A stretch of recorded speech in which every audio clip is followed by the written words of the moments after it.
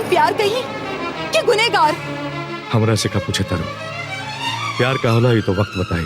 वक्त ना, अभी हम बतावतानी। एक सच्चा प्यार करे वाला तो हर भाई समान कलुआ के मारे खातिर सुपारी ले ले बड़ा। प्यार की पूजा मानत रहला और आज वही प्यार के मिटावे खातिर हथियार उठा लेला। हाँ हाँ, फूल के जगह पे हम हथियार उठा ले बानी। अरे हम तोर प्यार ना, तोर गुनेगार बनी, गुनेगार। लेकिन का? लेकिन हम मजबूर बनी। यही प्यार के नाते हम जान सकें कि हमार प्यार के ऐसा कौन मजबूरी बा। काली पांडे हमार भाई के अगवा कर ले बा और हमसे सौदा के ले बा कि कलवा के जान से मार दा, ना था वो हमारा भाई के मार दी। एक तरफ भाई की जिंदगी और दूसरा तरफ पर दुख। अरे बतावा हम क्या करें?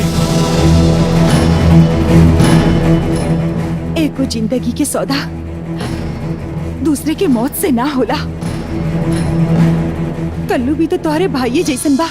हम आज के बाद बात ना करब। पता न कहा बड़े का कर तड़े। हमार तो तन को परवाह नहीं कि सुबह से बिना खैले पीले बानी आओ तड़े तो अब इनके हमारी याद आई। हम यहाँ कब से परेशान बानी।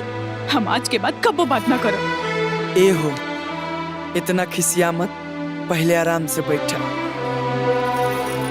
एकरा बाद जौन बोले के बाद तौन तू बोली है। ला पहले अपन व्रत तोड़ ला।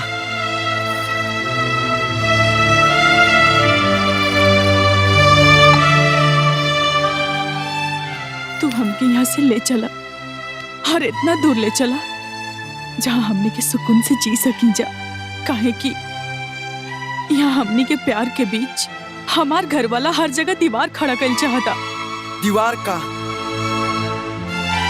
अगर लोहा के जंजीर भी जकड़ दिया ना तो वो जंजीर के तोड़ के तुहरा के ले जाए। चला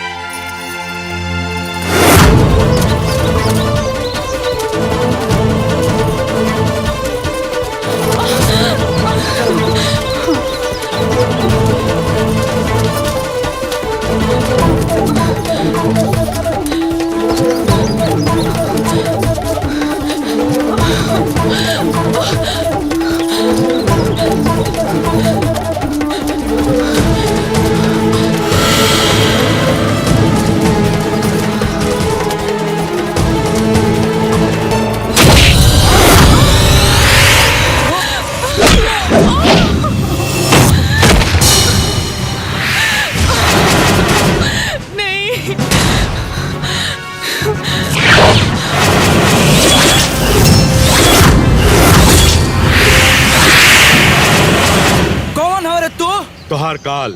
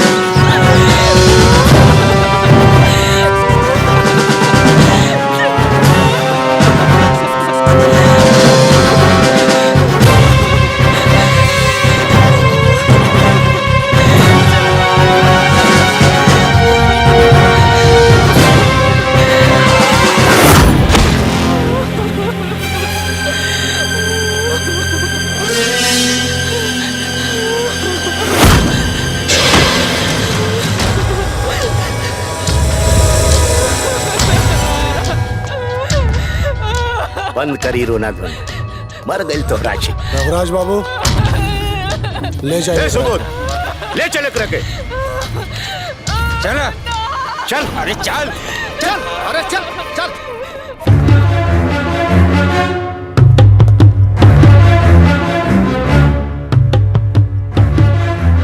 बाबूजी जिंदाबाद, मार दी का अपन हाथ मत खराब कर। इतना मार खा चुकल भाई कि कुछ देर में खुद ब खुद मर जाए। एक काम कर, एकरा के ले जाके धर्मपुर गांव में फेंक दे। ब्रज किशोर यादव के लगी कि रघुराज के आदमी मरले बाड़े सुन, और हमनी के काम हो जाई। अगर बच गई हुई तब तो दोबारा मराई। ब्रजवा के काहे खातिर जेल से छुड़ौनी है? यही खातिर ना। असली महाभारत तो एकरा मरला के बाद शुरू हुई। बड़ा दिन हो गई। कल्लू कल्लू कल्लू कल्लू, अरे कल्लू भाई, कल्लू क्या बहन? अरे उठा रे, उठाओ उठाओ उठाओ, जल्दी उठाओ। अरे कल्लू चल जल्दी लेके चलो चलो चल चल। डॉक्टर साहब, अब हमरे लड़का के तबीयत कैसन बा?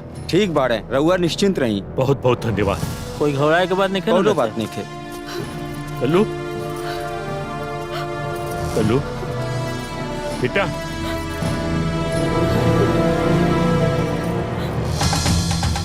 रघुराज प्रताप सिंह हमरे बेटा के देह में गोली उतर लेगा। हमहू ओकरे सीना में पूरा 6 का 6 गोली उतारते। भैया ओकरा खानदान की एक एक वंश की नामो निशान मिटा देहल जाए। बेटा के देह से जितना बूंद खून गिरल बा उतने टुकड़ा काटे के बा सालन। चली बाबूजी, कलुआ के दर्द ठीक होवे से पहले ओहनी के जान निकल लिया जाओ। छोड़े के नहीं खे साले के, छोड़ ही के नहीं खे। ठीक बा, चला।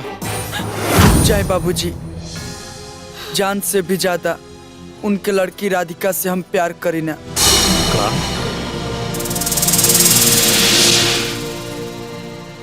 और हम नहीं चाहत कि प्यार में कुर्बानी होके।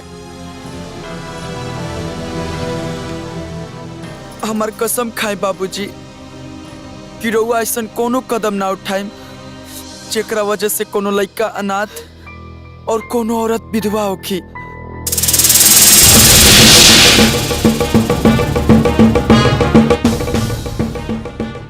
तोहार कसम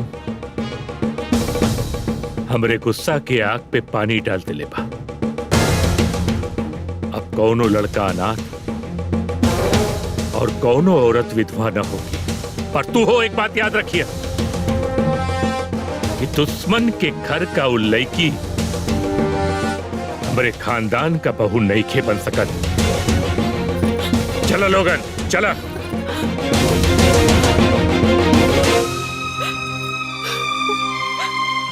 माई के जी गाय नियन और मुद्दाई के जी कसाई नियन। दुनिया चाहे कुछ हो बोले बेटा, बाकी हम तोरे साथ मानी। हम तोरे साथ मानी।